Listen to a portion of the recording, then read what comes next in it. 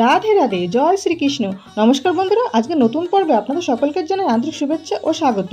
বন্ধুরা, আশা করি আপনার সবাই ঈশ্বরের আশীর্বাদে ভালো আছেন, সুস্থ আছেন। আজকের এই পর্বের বিষয় হলো এই বছর অর্থাৎ 2026 সালে 1433 বঙ্গাব্দে গুরু পূর্ণিমা কবে পড়েছে, গুরু পূর্ণিমার পূর্ণাঙ্গ সময়সূচি পঞ্জিকা অনুসারে, পূর্ণিমা তিথি কখন শুরু কখন শেষ, পূর্ণিমা নিশি পালন ব্রত উপবাস কোন দিন করবেন এবং পুজো করার সব থেকে শুভ সময় কখন থাকতে চলেছে, মহেন্দ্র যুগ ও অমৃত যুগের সময়সূচি। এর সঙ্গে আমরা আরো জেনে নেব পূর্ণিমার দিন গঙ্গা স্নান ও দান করার শুভ সময় কখন থাকবে, আর এই দিন কি খাবেন আর কি খাবেন না, এই সবকিছু জেনে নেব আজকের এই পর্ব থেকে। তো চলুন বন্ধুরা, ভিডিওটি শুরু করা যাক। বন্ধুরা, যদি আমার চ্যানেলে নতুন হয়ে থাকেন চ্যানেলটিকে সাবস্ক্রাইব করে এবং ভিডিওতে একটি লাইক করে পাশে থাকার অনুরোধ রইল।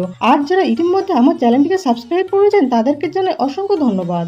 আশা করি এই ভিডিওটি আপনাদের জন্য খুবই হেল্পফুল হবে। ভিডিওর মূল পর্বে যাবার আগে ভগবান বিষ্ণু ও মা লক্ষ্মীর অশেষ কৃপা পেতে কমেন্ট বক্সে লিখুন জয় শ্রী বিষ্ণু, জয় মা লক্ষ্মী। আগামী বুধবার 29 জুলাই 2026 বাংলার 12 শ্রাবণ 1433 বঙ্গাব্দে পালিত হবে পবিত্র গুরু পূর্ণিমা। গুরু পূর্ণিমা হিন্দু, বৌদ্ধ ও জৈন ধর্মে অত্যন্ত পবিত্র ও শ্রদ্ধার একটি তিথি। এটি পিতামাতা ও আধ্যাত্মিক শিক্ষক জীবনের পথপ্রদর্শক এবং সকল গুরুদের প্রতি শ্রদ্ধা প্রকাশের দিন। ভগবত পুরাণে বলা হয়েছে, ভগবান কৃষ্ণ তার গুরু শান্তিপনি মণিকে স্মরণ করে এই দিন পূজা করেছিলেন। এই দিনেই মহর্ষি বেদব্যাসের জন্মতিথি, যিনি মহাভারত, 18টি পুরাণ এবং বৈদিক শাস্ত্রসমূহ রচনা করেছিলেন। তাই এই দিনটি ব্যাস পূর্ণিমা নামেও পরিচিত। অনেকে আবার এই দিনটিকে আষাঢ়ী পূর্ণিমাও বলে থাকেন। স্কন্দ পুরাণে বলা হয়েছে, আষাঢ়ী পূর্ণিমা থেকে দেবতারা গুরু ব্রহ্মাকে স্মরণ করেন। শাস্ত্রে বলা হয়েছে, গুরু বিনা জ্ঞানের প্রাপ্তি হয় না। পদ্ম পুরাণ ও স্কন্দ পুরাণে বলা হয়েছে, যে ব্যক্তি গুরু পূর্ণিমার দিনে গুরুকে পূজা করেন এবং দান করেন সেই ব্যক্তি লক্ষাধিক যজ্ঞের ফল পান। সনাতন হিন্দু ধর্মে পবিত্র গুরু পূর্ণিমার দিন অনেক গুরুত্বপূর্ণ উৎসব পালিত হয়। এই দিনে অনেকের বাড়িতে বাবা সত্যনারায়ণ পূজা অনুষ্ঠিত হয় এবং এই দিনে কোনো পবিত্র নদীতে বা গঙ্গায় স্নান করা এবং সাধ্যমতো কিছু দান করা অত্যন্ত পুণ্যজনক। বন্ধুরা, পঞ্জিকা অনুসারে গুরু পূর্ণিমা দিনটি পালিত হবে 29 জুলাই 2026 বাংলার 12 শ্রাবণ 1433 বঙ্গাব্দে বুধবার। পূর্ণিমা তিথি শুরু হবে 28 জুলাই 2026 বাংলার 11 শ্রাবণ 1433 বঙ্গাব্দ মঙ্গলবার সন্ধ্যা 6:06 থেকে এবং পূর্ণিমা তিথি সমাপ্ত হবে 29 জুলাই 2026 বাংলার 12 শ্রাবণ 1433 বঙ্গাব্দ বুধবার রাত 7:40 এই দিনেই অর্থাৎ 29 জুলাই 2026 বাংলার 12 শ্রাবণ 1433 বঙ্গাব্দ বুধবার পালিত হবে শ্রী শ্রী গুরু পূর্ণিমা।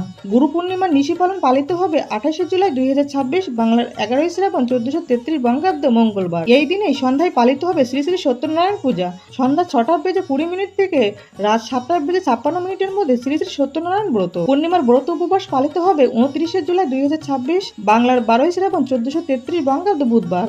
এই দিন পুজো করার সব থেকে শুভ সময় থাকবে সকাল 9:15 থেকে দুপুর 12:05 মধ্যে।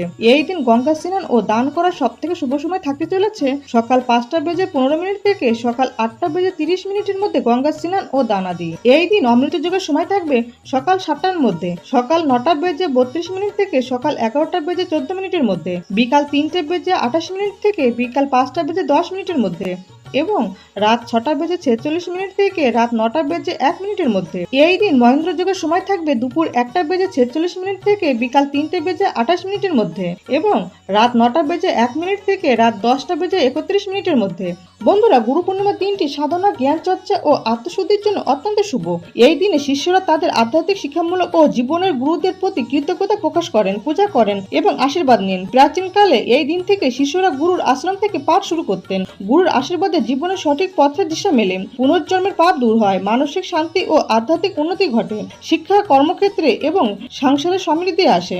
বন্ধুরা, এই পূর্ণিমার দিন ভুল করে এই 3টি সবজি খাবেন না। প্রথমে যে সবজিটির কথা বলবো সেটি হলো চাল কুমড়ো। এই দিন চাল কুমড়ো রান্না করবেন না এবং পরিবারের কেউ তা খাবেনও না। চাল কুমড়ো থেকে তৈরি কোনো খাবার মুখে তুলবেন না। দ্বিতীয় নিষিদ্ধ সবজিটি হলো মূলো বা মূলা। তৃতীয় নিষিদ্ধ সবজিটি হলো কুমড়ো। এছাড়া এই দিন আমিষ খাবার যেমন মাছ, মাংস, ডিম, পেঁয়াজ, রসুন, মসুরির ডাল ইত্যাদি তামসিক আহার এড়িয়ে চলুন এবং ঘরোয়া নিরামিষ আহার গ্রহণ করুন। গুরু পূর্ণিমা শুধু পুজো নয়, নিজের শরীর ও মনকে বিশুদ্ধ রাখার দিন। এই তিথিতে গঙ্গা বা অন্য কোনো পবিত্র নদীতে স্নান করলে পুণ্য লাভ হয়। শাস্ত্রে বলা হয়, স্নান দ্বারা পাপক্ষয় হয় এবং দান দ্বারা সিদ্ধি লাভ হয়। সুতরাং এই দিনে স্নানের সাথে দান করা বিশেষ পুণ্যের কাজ। কোনো গরিব মানুষ বা ব্রাহ্মণদের সাধ্যমতো বস্ত্র, খাবার, ফল, মিষ্টি বা টাকা ইত্যাদি দান করলে বহুগুণ বেশি পুণ্য লাভ হয়। গুরু পূর্ণিমার দিন সাদা ভাত, ঝিঙে বা পটলের তরকারি, দুধ, দই, ফল, পায়েস প্রভৃতি খাবার খাওয়া যেতে পারে, কিন্তু কোনো প্রকার নেশাজাতীয় খাবার এই দিন গ্রহণ না করাই ভালো। বৌদ্ধ ধর্মে বলা হয়েছে, ভগবান গৌতম বুদ্ধ তার প্রথম ধর্মোপদেশ উপদেশ এই দিন থেকে শুরু করেন, যেটাকে ধর্মচক্র প্রবর্তন বলা হয়। অন্যদিকে গুরু পূর্ণিমা হলো মহর্ষি বেদব্যাসের জন্মতিথি। তিনি ছিলেন বেদ, মহাভারত, উপনিষদ ও পুরাণের সংকলক ও রচয়িতা, এবং বেদব্যাস হলেন বিশ্বের প্রথম আধ্যাত্মিক গুরু, যিনি শাস্ত্রের জ্ঞান মানুষের মধ্যে প্রচার করেছিলেন। তাই তার জন্মতিথি ব্যাস পূর্ণিমা নামেও পরিচিত। প্রাচীন ভারতে আষাঢ় মাসের পূর্ণিমা থেকে গুরু শিষ্য সম্পর্কে আনুষ্ঠানিক সূচনা হতো। এই দিন থেকেই আশ্রমের শিক্ষার্থীরা গুরুদের কাছ থেকে বেদ, আচার, ধর্ম, জীবন দর্শন ইত্যাদি শিখতে শুরু করত। বন্ধুরা, গুরু পূর্ণিমার দিন সকালে স্নান করে গুরুদেবের ছবি ফুল দিয়ে সাজিয়ে পুজো করুন এবং নাম জপ করুন। তারপর পঞ্চপ্রদীপ বা প্রদীপ দিয়ে আরতি করে মিষ্টি, ফল বা গুরুদেবের প্রিয় খাবার দিয়ে ভোগ নিবেদন করুন। এরপর গুরুর স্তব পাঠ করুন, গুরুদেবের কথা চিন্তা করে ধ্যান করুন। ধ্যানের পর প্রণাম করে পুজো শেষ করুন। আপনার গুরুদেব থাকলে এই দিন অবশ্যই তাকে দর্শন করে আসুন। গুরুদেবকে প্রণাম করে আশীর্বাদ গ্রহণ করুন। গুরুদেবের কাছে যাওয়ার আগে গুরুর জন্য আপনার সাধ্যমতো বস্ত্র, ফল, ফুল, মিষ্টি ইত্যাদি নিয়ে যাবেন এবং এই জিনিসগুলো গুরুদেবের চরণে রেখে কিছু দক্ষিণা দিয়ে প্রণাম করবেন।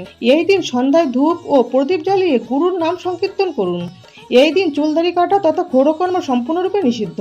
বন্ধুরা, গুরু পূর্ণিমার দিন পরিবারের সবাই একটু হলেও খান নিরামিষ লাউ তরকারি, তবে সেই তরকারি যেন নিরামিষ হয় এবং অবশ্যই তা মা লক্ষ্মী, ভগবান কৃষ্ণ এবং গুরুদেবকে নিবেদন করে তবেই খাবেন। বন্ধুরা, গুরুদেবের কাছে আশীর্বাদ নেওয়ার জন্য শুভ সময় থাকবে অমৃতযোগ ও মহেন্দ্রযোগের সময়গুলি আপনারা বেছে নিতে পারেন। বন্ধুরা, আশা করি ভিডিওটি আপনাদের সামান্য হলেও কিছুটা উপকারে আসবে। আর ভিডিওটি হেল্পফুল বলে মনে হলে চ্যানেলটিকে সাবস্ক্রাইব করে এবং নিজেদের ফ্রেন্ডস ফ্যামিলির সাথে শেয়ার করে আমার পাশে থাকার অনুরোধ রইল। ভগবান কৃষ্ণ, মা লক্ষ্মী ও গুরুদেবের কৃপায় আপনারা সবাই ভালো থাকুন, সুস্থ থাকুন এই প্রার্থনা করি। তো আজকের ভিডিওটি আজ এই পর্যন্ত। সবাই খুব ভালো থাকবেন, সুস্থ থাকবেন। দেখা হচ্ছে আগামী পর্বে। জয় ভগবান কৃষ্ণ, জয় মা লক্ষ্মী, জয় গুরুদেব। রাধে রাধে।